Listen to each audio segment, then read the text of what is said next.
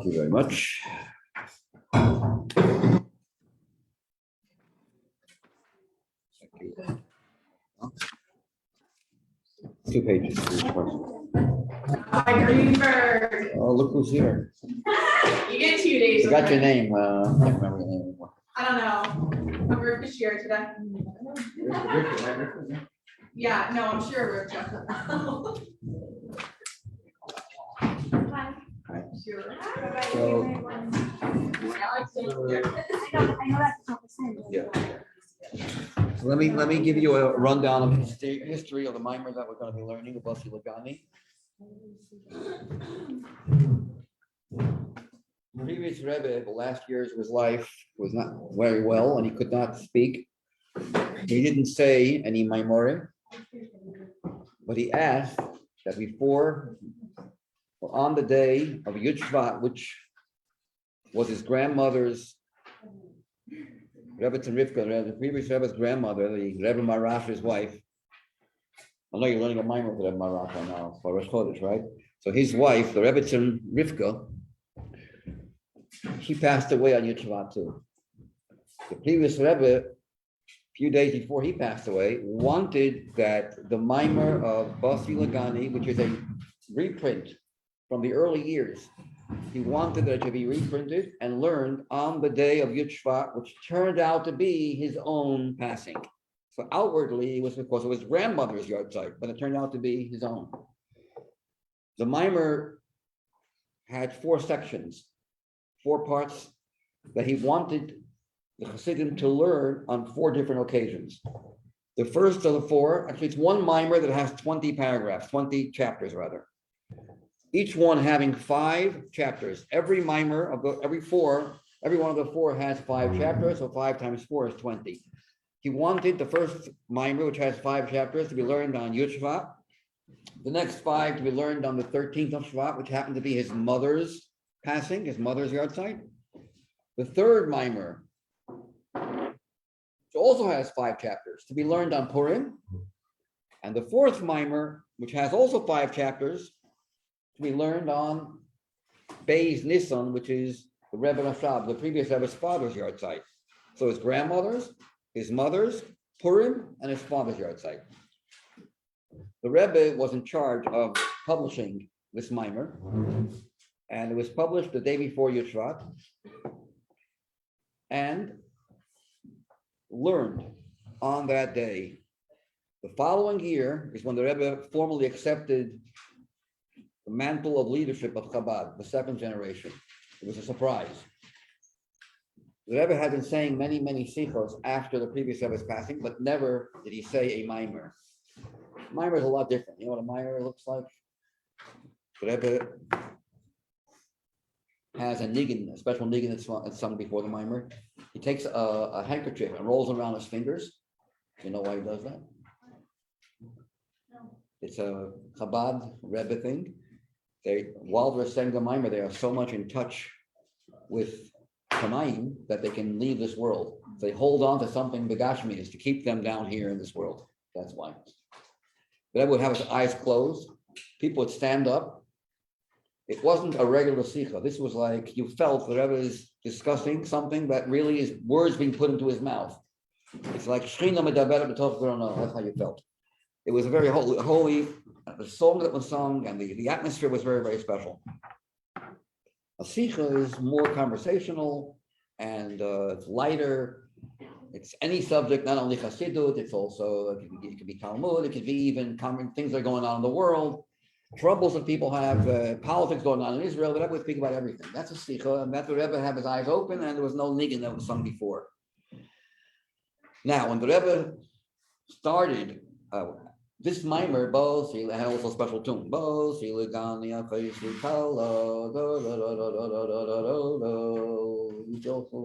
not regular. This was the niggin, and everyone was like, wow, he's accepted the mantle of leadership. What year was that? 5/7/11. The 11th day of the 11th month of the 11th year and the 11th hour.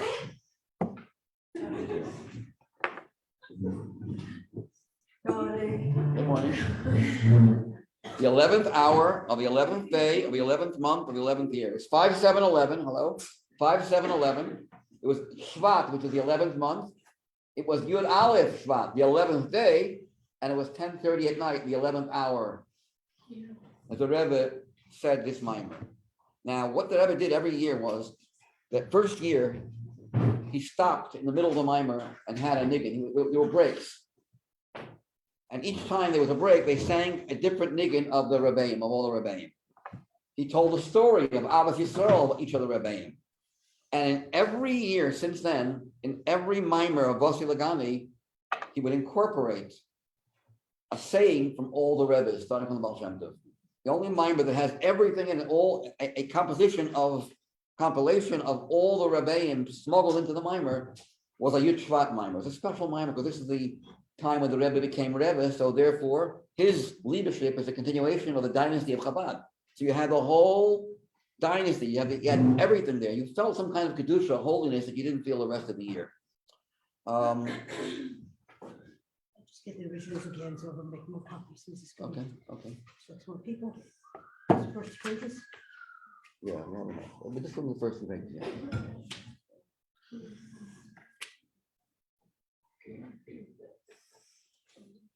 Now, what I want to tell you is like this. What would the Rebbe do the first year? He would clarify the first chapter of the first mimer. Taishan Yud Aleph, 1951. 1952, the Rebbe would quickly sweep through the first chapter and focus on the second chapter. 1953, he would sweep through chapter 1 and chapter 2 and focus on the third chapter. 54, the fourth chapter. 55, this went on until 1970. I remember I was at that Fabrengen. And the Rebbe concluded the entire 20 chapters of the Maimer Bossi Lagani, 20th year. And that was the year when the Rebbe had the Sefer Torah of Mashiach finished. The Frierdiker Rebbe started a Sefer in the early 40s. That would be the Sefer Torah to greet Mashiach. It was never finished. It was on Ches Shvat, 2 days before Yud Shvat 1970. The Rebbe announced tomorrow afternoon, there'll be a Friday afternoon Fabrengen, short winter Fabrengen. And they're going to finish at the Fabrengen, completing the Sefer Torah, which will be the one to greet Mashiach. The tumult that went on, when that happened, everyone was announcing to their friends and acquaintances and relatives, whether you're Chabad or not, get ready for the Geula. At that Fabrengen, men were holding hands like a bunch of ladies, holding on. We were scared because we felt something happening. The Rebbe came down with a gigantic crown. People thought the Rebbe would put the crown on his head. The women in the women's section thought so. The Rebbe was the one to put the crown on top of a new Sefer Torah after it was finished. That's what he did. He didn't put it on his head. But it was a powerful, very, you felt the tension. You could feel it with your hands. I remember that Fabrengen, I was holding on to the guy next to me. Is it going to happen? And we really, it was intense. There's pictures of this and there's videos of this. I think there's a picture for sure of this Fabrengen. That was the 9th of Shvat, 1970. Then the Rebbe started the following year, the second cycle, starting over again. Chapter 1, chapter 2, chapter 3, 1970, 1971 till the Rebbe didn't finish. After the Rebbetzin passed away, the Rebbe stopped. He only went till 1988. And then 1991 is when there was no Maimer of the Rebbe anymore, but then we started for the third cycle till 2010. 2011 is the fourth cycle. Now we're 2000, Taishan Pei Beis, so we're on the 12th chapter of the fourth cycle. That's why we're learning the Maimer. The Rebbe said, Taishan Chaf Beis, 1962, 1982, 2002, 2000, actually it's 1960, it's one really. So every 20 years is a new cycle. So the Maimer we want to learn is going to be the Maimer of the first cycle, the 12th chapter. The first time the Rebbe explained the 12th chapter. But in order to get to the 12th chapter, he sweeps through very short, very quickly, a summary of all the 11 to get to the 12th. The 12th chapter is a very, very, very difficult chapter. This is like the trigonometry Lahav Dolo Chassidus. It is one of the most difficult Maimarim the Rebbe ever said. This year. But the beginning is not hard. What Rabbi Majeski will do when he teaches it, I don't know, but it is hard. And it talks about Ur Ein Sof, okay? The idea, understanding of Ur Ein Sof, and that's later. But for now, we're going to start the easy part of the Mimer. It's not hard. I want to just tell you something interesting. The Mimer begins with the words, I have come to my garden, my sister, my bride. It's a pasuk in Shir Hashirim. I want to just hint to you something very interesting. It's not my idea, but people that like to find hints mention, Basi means I have come. The word Basi has 4 letters, Beis, Aleph, Taf, Yud. So someone said, hey, that's the Chitas Rambam. Beis is the first letter of Bereshit. The word Bati, I come. Beis stands for Bereshit. Aleph stands for, how does Tehillim begin? Ashrei. Ashrei, Ho'ish. Aleph. Taf is Tanya. And Yud is the Rambam, which begins with the word Yesod HaYesodot. So you have, and the Yud is I have come. It's interesting that there's a medrash in several places, but on Shir Hashirim, there it says, Tanya Rabbi Nachem, the son-in-law of the Nasi, says the following. So it's the Rebbe's name, and this says the son-in-law of the Nasi, of the leader. This is a mimer the Rebbe said, thank you, as the son-in-law of the Friedrich Rebbe. This is the last mimer the previous Rebbe said, and the first mimer our Rebbe said. So, having said that, let's start the mimer. We'll have it. Okay. Oh, see, Legani Achari Kalo. I've come to my garden, my sister, my bride. There's a connection that brothers and sisters have, boys and girls, but they're brothers and sisters. Brothers and sisters are naturally connected. There's a love, but it's not a passionate love because it's natural. A chas and kala love is a different kind of love. It's a love of someone you didn't know your whole life. 2 opposites connected together. So there's another level of passion, another level of love. So it's both 2 different qualities of love that Hashem is expressing to the Jewish people. On the one hand, I feel like you're my sister, and the word achot is like achat, one. Oneness, natural oneness. Then there's the kala, the exciting oneness that Hashem says to the Jewish people. And then further on it says, he's knocking on the door of his kala. The kala says, I'm undressed, you can't come in now. It's the kala of the Jewish people. I don't feel comfortable yet for you to come. That's the Jewish people saying, Hashem, I don't feel ready for you yet. And Hashem says, let me smell your thumb, your perfume. Beautiful words of Shir Hashirim. It's a love story. A love story. So anyways, that's not what we're going to get into right now. Vayer Baal Hailula, the Baal Hailula. You know what Baal Hailula means? Baal Hailula means the Baal Hayard site. It's called Hilula. Hilula actually means a chassid. Vayer Baal Hailula. The Baal Hailula means the previous Rebbe in his mimer explains Al Yesod Mimer HaMedrash, based on the founded upon the mimer of the Medrash that says, what does it mean when Hashem says, I've come to my garden? Not a garden, but my garden. Legani, don't read only Legani, but read Lignuni. What's a Gnuni? Gnuni is a chuppah, a bridal chamber, which the custom was in those days that the chas and kala would actually live for a whole 7 days under a beautiful canopy, not just during the wedding, but after wedding as well. They would have live together under a chuppah. It would be private, but people would come visit them. They would have Sheva brachos, and then it would be over, then they go back to a regular home. So this was called a gnuni, a place of love between husband and wife after the marriage. So Hashem says, Gani, but Gani sounds like gnuni. So it's not just my garden, it's also my bridal chamber. And then he says, to the place where I once was, when I first created the world, there was a Gan Eden, and the primary part of a divine presence was there in the beginning of creation. Hashem is saying, as we'll soon see, I was driven out, I was expelled, I came back. And there's a great feeling when you leave and you come back to something, it's with a momentum that you don't have the first time when you're there. You get driven away, I'm back. Hello, I haven't seen you for a while. So Hashem is saying, I'm back. This refers to the building of the Mishkan. The primary part of the Shechina, meaning there are different levels in Shechina.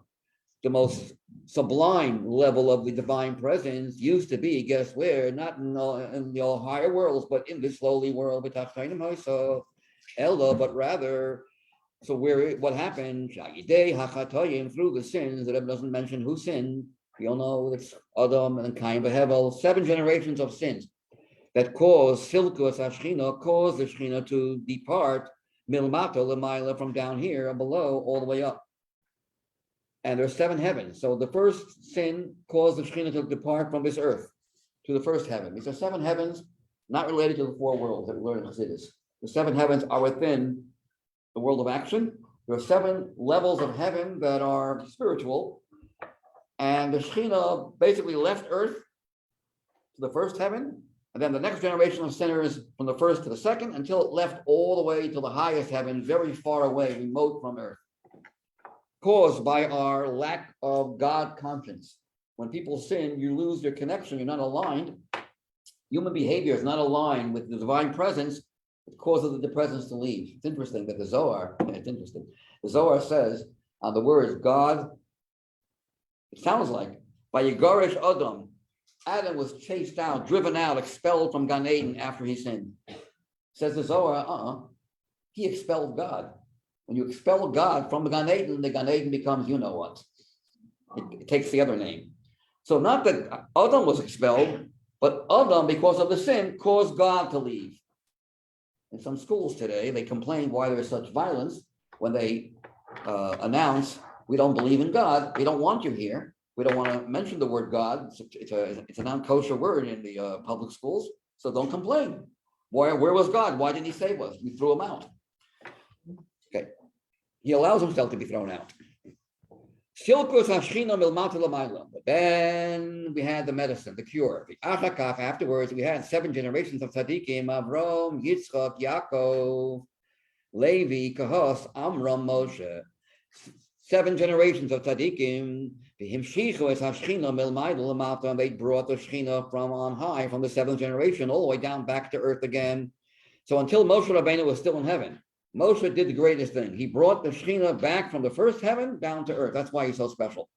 Roa Neman shall call Yisrael, the faithful shepherd, the loyal shepherd of the Jewish people. What else does it mean, loyal shepherd or faithful shepherd? He's not just a faithful shepherd, but he's also, very good, a shepherd of faith, which means that even though every Jew believes in God, but sometimes our belief is like in the background, doesn't translate into action. Like there's a famous story with the Ganav, the thief who's trying to get into the house to steal, and he's not successful yet. And he's praying, says a chapter of Tehillim, that he just has success in his theft. So he's praying to God to succeed in something that God doesn't want him to do.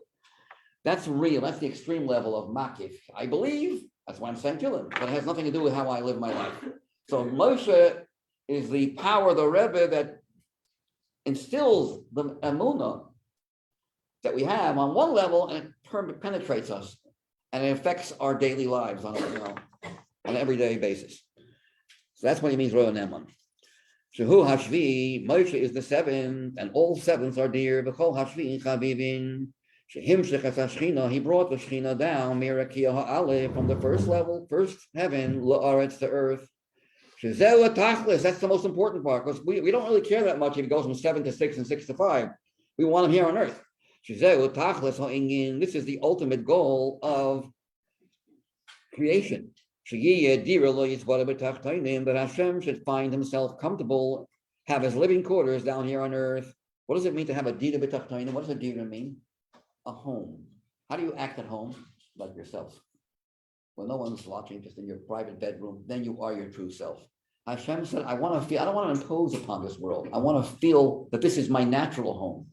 I want you to invite me. I don't want to force myself in, and then out of respect, deference to God, we allow Hashem to take over. No. It should come from us.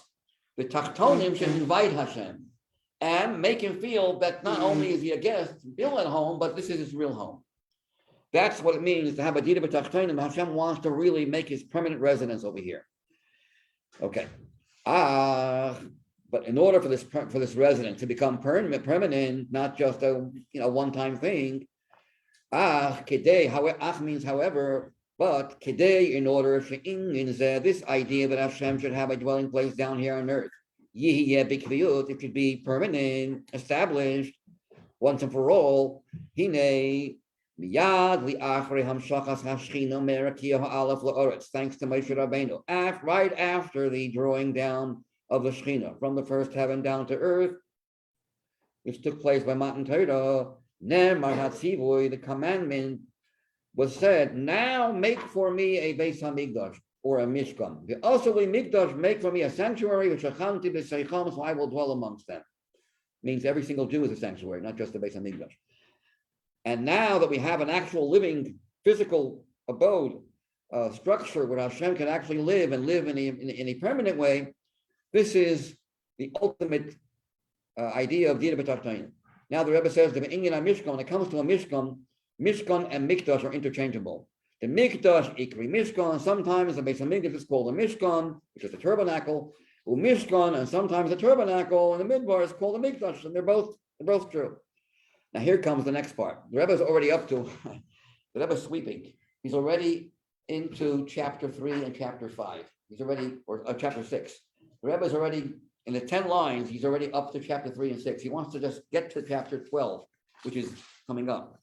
But in order to do so, he has to first go through, give you a preview of the previous chapters. Every year he did that. Okay. Now, what was the Mishkan made out of? It was made of beams, wooden beams, plated, gold plated. How do you call these beams in Hebrew? Kerushim.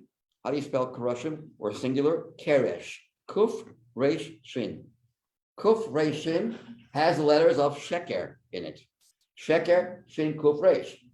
Keresh is reversing falsehood, taking falsehood and turning it over. That's how you build a Mishkan for Hashem. So he's not just telling you what Hashem wanted, he's telling you how to do it. How to do it?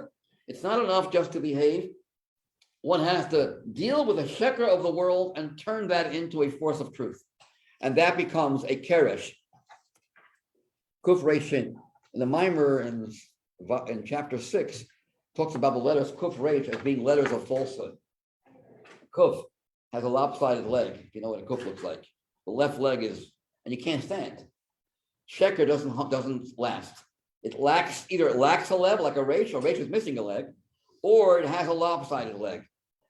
And these are called falsehood, letters that give life and nurture to falsehood. And the shin, on the other hand, which comes after the kuf reish, but in the sheker, the word sheker, the shin comes before. You know why? Shin is called the letter of truth. It represents Avram, Yitzchak, and Yaakov. That's why shin is made of 3, and it has a base on the bottom. The shin is an os emes, but the problem is some people who lie say the truth first, so the lie will be believed. If you just lie without saying anything, no one will believe you. If you say, you start saying true things, like the Meraglim, the spies, they said some good things about Eretz Yisrael, and then they were able to, save lies. So sheker is based on a little emes, the shin. Then you go to kuf reish. But keresh is the other way around. Also kesher. Kesher means a bond. Some people are just bound to the wrong things. We just have addictions to falsehood, addictions to things that have no meaning. We can't stop it. We're addicted. We have certain feelings. We just depend our lives on it. Sometimes it's social media, whatever it is, that we almost pray to it. We don't pray to it, but we feel so subjugated to it. We can't live our lives without it. So that's kesher to sheker. And then you have the keresh, which turns all that over. That's the Mishkan, made up of the kerushim. Now, the Rebbe goes weiter. See, says kerushim Mishkan, but what were the kerushim? What kind of wood was used for the kerushim? It's called acacia wood. Asay shitim is acacia. It's a kind of wood. But it's also, the word shitim sounds like shtus, folly. If you want to build a Mishkan, you have to deal with the foolishness of this world, irrationality, and turn that over to super rationality. Take shtus on the negative side and turn that into a powerful, super rational, something that is beyond limits of yourself. Go beyond yourself to correct things that are below yourself. We once talked about joy. Joy and frivolity are two opposites. People think that joy, like on Purim, you see, and they go lose track, they just control themselves, they do crazy things. And they drink, and they go, it's called frivolousness. That's losing yourself. That's doing things that don't make any sense. You're acting like an idiot. Simcha is the type, it means that you go have such strength, you're able to transcend your limits, transcend your personality. Happiness is not going wild. Happiness is an inner feeling of breaking through boundaries. That even if you are introverted by nature, when you want to help someone, you become extroverted. If I have to speak in front of a crowd to be Makar another Jew, become a speaker. I'll go beyond myself because I'm happy. When you're joyful, you can go beyond yourself. That's the opposite of frivolousness. So likewise, you have shtus, where you lose control, and you do things that are not sensible, or you go beyond the norm, beyond where you're wrapped. You don't do things conventionally. You do beyond convention. And the story that the Basel Lagani says in chapter 5, there was a certain rabbi who went wild at a wedding to make the chassan kala happy. He used to jump and somersault. He used to throw fire and people were saying, it's not you're a big rabbi. You don't do. He was dancing wildly. And the truth is that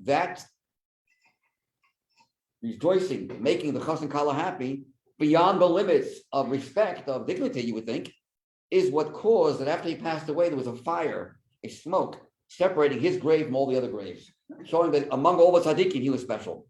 He transcended himself, wasn't worried about his dignity, and people look, wow, it must be a great thing to be a sameach chassan kala. Look what this rabbi is doing. That's called shtus d'kedusha, holy shtus. So we have to take the shitin, ati shitin. You want to build a mishkan? Take shtus.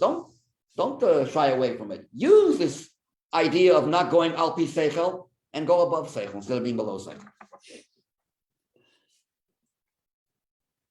Okay, so he says like this. Mavai Baruch and the previous Rebbe, the mimer is based on the previous Rebbe's mimer. The mimer explains that Len Osius Keresh Morim al Ofen Avoda.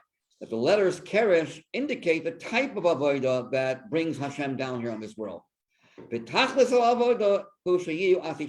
ultimate goal is that we should have the idea of shtus being used for something holy.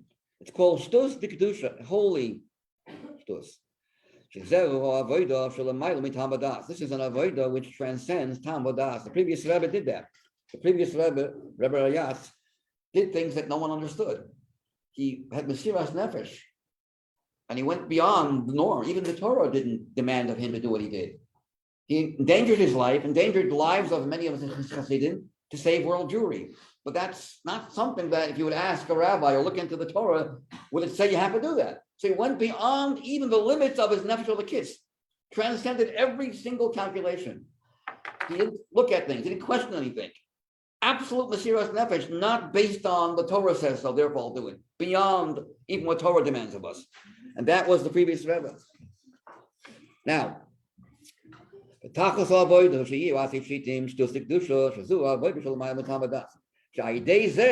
shtus that is of kedusha, mitaknim es hashitim de leumazeh. We rectify and cure the shtus of leumazeh, of the opposite side, klipa. K'maimer azal, as we all know, anytime a person does an aveira, something went into you that's not normal. Ein adam over aveira, a person will never sin, elim kain, unless nichnas by ruach shtus, a ruach of folly, of foolishness enters the person. So therefore, we have to turn that shtus into something positive. By taking even something as low as shtus and making that useful, that means that we're really making Hashem comfortable in this world. Because even the worldly things that are very foolish have now been transformed. Now, who does this? It has to be done through Jewish people. As explained in many places, only the Jew can do this. Only through the Jewish people are we able to, through our mitzvahs, accomplish anything. A non-Jew were to do the same mitzvahs that we do, nothing would happen. That would be the same as taking a seed and putting it on the table. The seed will not turn into anything. It will remain a seed. But if you plant a seed on the ground, on the earth, and the Jewish people are compared to earth, which has special minerals. If you take the seed and you plant it, things grow, and it grows to gigantic trees even. So what you couldn't even imagine happens beyond what you could have expected. But it has to be only a Yid has that power. We're like the earth.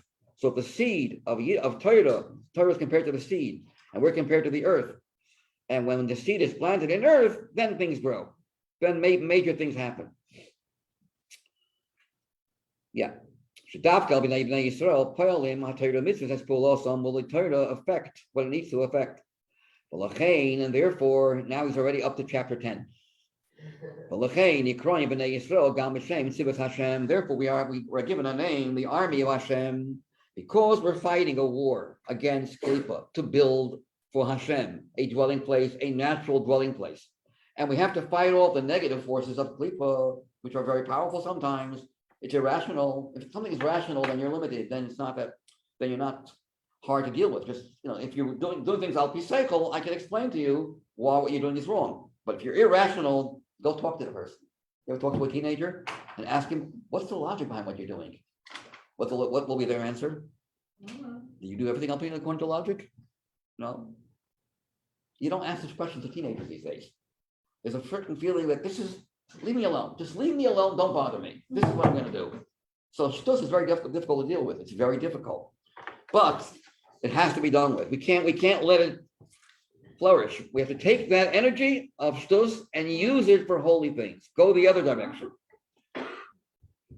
Okay, now why are we called Shiva Hashem? Because we're fighters. The word tzava has three meanings. Milashon tzava, which means an army, sheyesh bo gimel pirushim. That the word Shiva Hashem or tzava has three pirushim. Tzava milashon anshe chayil, soldiers. We're soldiers that we do what we're told. And by a soldier, there's no such thing as I can't. I can't. The word I can't is not in the dictionary of a soldier. I can. How? I'll find out. But I can. And that's the idea of breaking down your limits. People say, I can't take this weather. I can't take this weather. It's driving me crazy. I can't take this food. I can't. A soldier, I can. There is no limits. So a tzava is everything is possible. The belief that you can do it because you are divine. You have divinity inside of you. You are much more powerful than all the obstacles. You are impeccable. The real you, believe in that, and you'll be able to do everything, and everything will be possible. But sometimes when you have that feeling, you go away from time and space. You're like in your own world.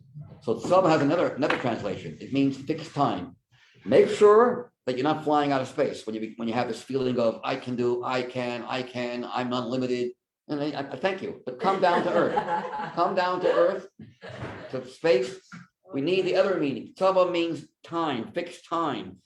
You're an army, you're a soldier, but you have jobs on this earth. Don't dismiss time and order.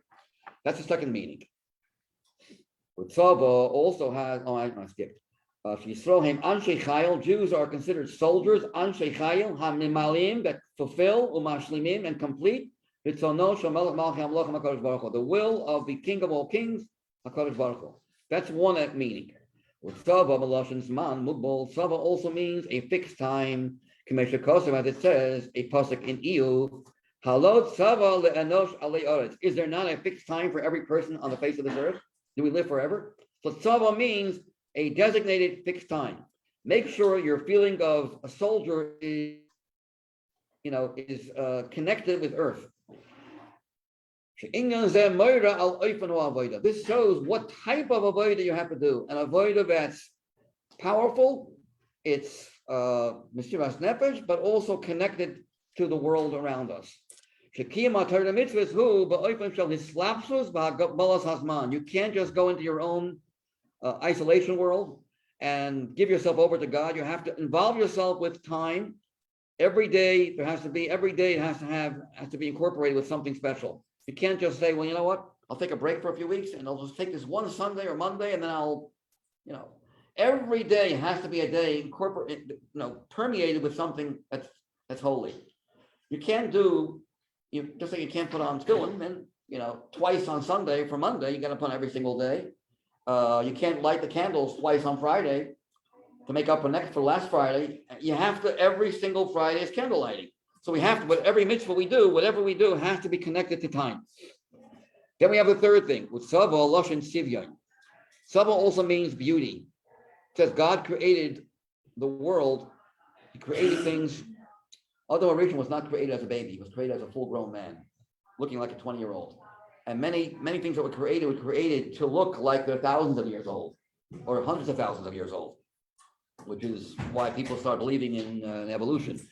The Eibishter created the world complete. He didn't create the world as a bacteria and then from there evolving. He created things complete. Everything was complete. So the word Sava can mean everything is here. Everything, the whole mosaic is there, which means that you shouldn't be in your own world, even if you happen to be connected to time, but you don't feel comfortable with another person.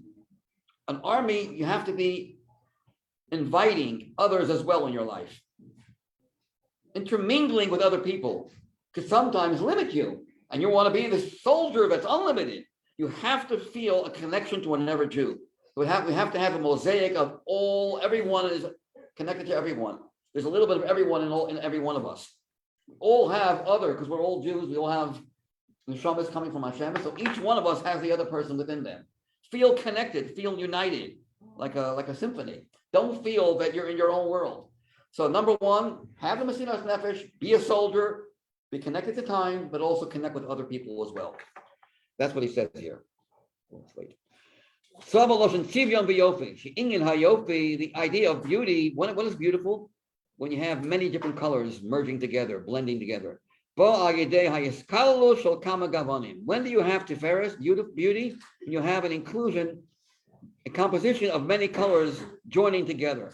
One color is boring. Many colors together, each one is saying, it's not about me, it's about all of us. It's a puzzle. Green or blue. Green, look at me. Blue, look at me. You like it? I'm tired of looking at you. Why is it only green or blue? But when green and blue and red and all these colors are mixed together, each one is saying, don't look at me, look at the whole puzzle. Look at the whole mosaic. I wanted to mention, I heard this from Rabbi Y.Y. Jacobson, something very interesting. He says, when you learn a mimer, there's two ways to learn a mimer, to zoom in or to zoom out. Some teachers will teach very well by zooming in and just getting into the details and nuances of the mimer, but then you don't get the whole picture and you don't see how it affects every part of your life. But you understand how each word, you get to understand the nuances of each word. Like you zoom in, imagine we zoom into this room here and we focus on the light. There's much more than a light here in this room. There are many wonderful students here. There's a few tables here. There's someone who's trying to teach. There's a lot more in this room than just the light. So if you focus on one thing, you just get that one thing with all its details, but you don't get the whole picture. So you can zoom in, you can zoom out. There are two ways of teaching. I had two different teachers. Great. With Yel Khan, he would fly through the words, a million miles an hour. We wouldn't catch, but then he'd stop and it'd give you a whole insight of Chassidus. We couldn't see how it fit into the words, but we got, wow, what a new picture. And we had another teacher, another incredible genius, who was probably second to him, although I enjoyed his shiurim even more. And he used to go into every single word, everything was so wow. What is the Rebbe adding in this line over the previous line? Why is he giving two examples, not one? But you didn't get the whole mosaic. You got you were zooming in. And each one was unique in its own way. Two different teachers. Sometimes when you zoom in, the students zoom out. It gets boring. It happens sometimes. Okay. Now, so finishing this paragraph. You have to have inclusion. You have to be connected with other Jews as well. When do we have a proper army and service to Hashem, which creates Hashem's dwelling place down here? When all the Jews are connected and united together. There is no I stand out. Through the Hiskalus, that everyone is part of everyone else, this creates a mikdash, a sanctuary where Hashem says, now I can dwell, because God is all inclusive. So if you stand out as you can't get along with another Jew, then there's something missing, and you're not a vessel for Hashem who's all inclusive. So you have to have Jews uniting with each other. That's why we say before we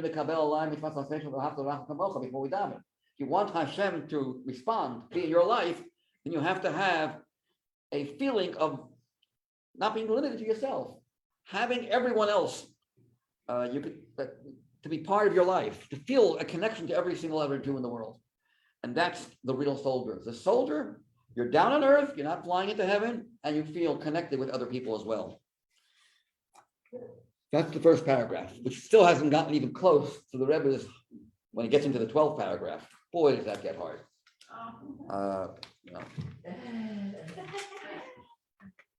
So you can force Rabbi Majesty to teach this year when he starts teaching the mimer. I have a feeling he might skip some parts of this mimer. Don't let him skip. Make sure he might skip the hard part, really hard part. So make sure he doesn't skip. Okay. He might be angry at me for saying this, but Anyone remember? make sure don't allow him to skip anything. Which part? Which part? Okay, I'll tell you which part it is. This mimer is really. It starts a little earlier. It starts in Gimel Dalet also, but Hey is unbelievably hard. Gimel Dalet. This is Aleph and Beis are easy. What we learned today, and it's interesting, but it's easy. It's a summary, and so is Beis. I mean, the Hine next also pretty easy. It's also part of the real first notice. But then you get to the next page. Gimel is where he starts. I'll just tell you what it starts. How much time is it? 5 minutes. Okay, so it starts with previous Rebbe starts off saying, Ein Sob is Lamaila Maila Adein Case, Lamata Mata Adein Tachlis. He's up to no limit of up, how up he can go, and he's no limit to how down he can go. There's no limit to how far up he is or how far down he is. So the question that's asked in Chassidus is, wait a second, you're double talking. You just said Ein Sof. What does infinity mean? No limits. So why do you have to go? What are we, like Uncle Moshe? Hashem is here, Hashem is there, Hashem is truly everywhere. Up, down. It's a Zohar. It's not a song. For a kid's song, you can go ahead, you can be redundant. This is a Zohar. Why would the Zohar have to say, Ein Sof, L'mayla Adein Case, U'Lamata Mata Adein Tachlis? He's up as far as he can go and down as far as he can go. It's included in the word Ein Sof. You want to know what that means? You want to understand the answer to that question? Let's first understand the dynamics of Ein Sof. When you say, Ein Sof, the light of the Ein Sof, are you saying the light of the Ein Sof or the light which is Ein Sof? Is the light infinite or is the light of that which is infinite? In other words, the light of God who is Ein Sof or the light is Ein Sof? Are you describing the nature of the light or describing the source of the light? So Chassidus said it can't be describing the source of the light because God is much more than infinite. Infinity means endless, but God is more than endless. He's also beginningless. Hashem can create endlessness. Hashem can create things that have no end, but things that have no end have a beginning. What's the beginning? The Creator. The only one that has no beginning is God himself. Even God's infinite light has a beginning, the luminary. Where does light come from? A source. So that source is what starts the light. The light, therefore, is Ein Sof. It's infinite, but it has a beginning. That's how he starts. This is the easy part of the hard part. Then he goes on, and it gets so difficult. I don't think I've ever learned a mimer as difficult as this one. Maybe a few others could compete. Of the Rebbe's Maimorim, it's probably one of the most difficult Maimorim of Chassidus. And it really is like the trigonometry or the calculus of Chassidut. It's so complex, so intricate, and deep. So we finished the first paragraph. Just to start. Anyone have any questions? Any answers? I have a question. Yes. Each paragraph was written by the freedom forever, and then. Right, the 20 paragraph, right. 20 paragraphs. What we're learning is an expansion of. Right, exactly true. The Rebbe is expanding. Now, I remember learning chapter 7 of the 20 chapters of the previous Rebbe. Chapter 7 is not that difficult. It's just that the words, he's so concise, he's so short, and he seems choppy, jumping. The Rebbe explains in 1957, Taishan Yud Zayin, chapter 7 of the previous Rebbe, it opens your eyes. So the Myra, that's what he means. The Rebbe fills in between the lines. There's such elaboration, expansiveness, elaboration, so many details that you don't notice in the previous Rebbe's Mimer, you notice in the Rebbe's Mimer. They're the most beautiful Mimerim of the Rebbe's Mimerim are the ones on the Basi Lagani ones. Especially when it gets hard and it gets really challenging and interesting. But then each year he would say Yeah, each year, Timer on the old one? yeah, so next year will be Yud Gimel, he'll go through, zoom right through, even Yud Beis, quickly go through, okay, finished. Now let's focus on Yud Gimel. The next year, zoom Yud Gimel, Yud Daled. Every year he would go quickly through, sweep right through all the previous chapters and focus on the chapter corresponding to the year, right? So 20 years from 1951 to 1970, 1971 to 1990, 1991 to 2010, 2010 to 2030. We're up now 2030. That will be the end of the fourth cycle. We're right now in a little more than halfway through the fourth cycle. So have a wonderful morning. Thank you. Daven properly. We will continue. Tomorrow, let's look here.